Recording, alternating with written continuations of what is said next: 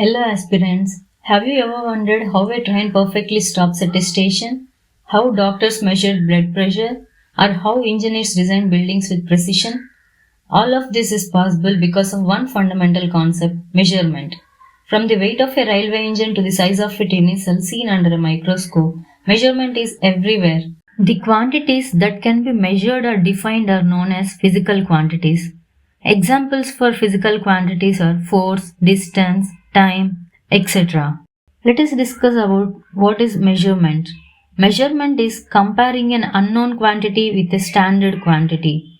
It consists of magnitude and units. Magnitude is expressed that how many times the above selected unit is contained in the given quantity, whereas unit can be classified as a certain basic, arbitrarily chosen, internationally accepted reference standard. But to make measurement meaningful, we need units. Imagine if everyone measured things differently, it would create total confusion. For example, in a force of 20 Newton, force is the physical quantity, 20 is the magnitude, and Newton is the unit of force. And coming to the topic units, an unit is a defined magnitude of the physical quantity. It serves as a standard for measurement. Examples for units are length, weight, etc. Units can be classified into two types, fundamental units and derived units. Fundamental units are the units that cannot be derived from other units. Examples for this are meter, kilogram, whereas derived units are formed from fundamental units. Examples Newton, Joule, Pascal. Units are classified into different systems. They are CGS system, FPS system, MKS system, SI system. In CGS system, they were centimeter, gram and second respectively. In FPS system, they are foot, pound and second. In MKS system, they are meter, kilogram and second. And most importantly, the SI system. It is the globally accepted standard system. There are mainly 7 fundamental units. Let's discuss about them. Length, mass, time, electric current, temperature, luminous intensity, amount of substance. Length is measured in meters. Mass in kilograms. Time is measured in seconds and electric current in amperes, temperature in Kelvin, luminous intensity in candela, amount of substance in mole. Examples of SI derived units are speed, acceleration, force, energy, power and pressure.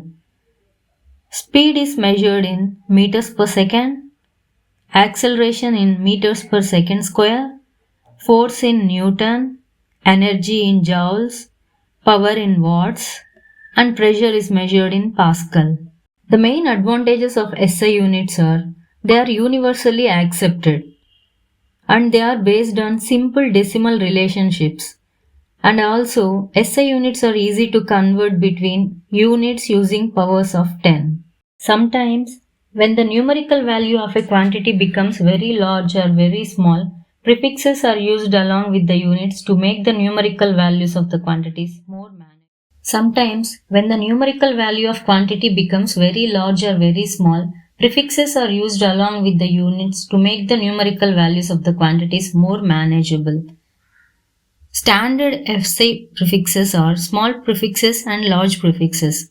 Some of the examples of small prefixes are milli, which is 10 to the power of minus 3, micro, 10 power minus 6, nano, 10 power minus 9, and pico, 10 power minus 12.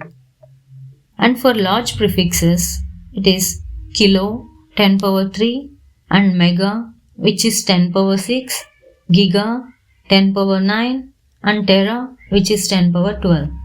Dimensional analysis expresses physical quantities in terms of fundamental dimensions m, l, and t.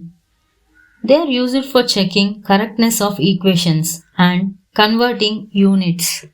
Some of the important unit conversions are 1 meter, which is equal to 100 centimeters, 1 kilometer, which is equal to 1000 meters, 1 inch, which is 2.54 centimeters, 1 light year, which is 9.46 into 10 power 15 meters. Applications of measurement are widely used in science, engineering, space, and medicine, etc. SI units matters the most because they are universally accepted measurement system and ensures consistency in scientific work.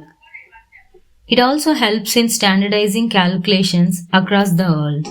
If we take real-world measurement examples, it is car speed.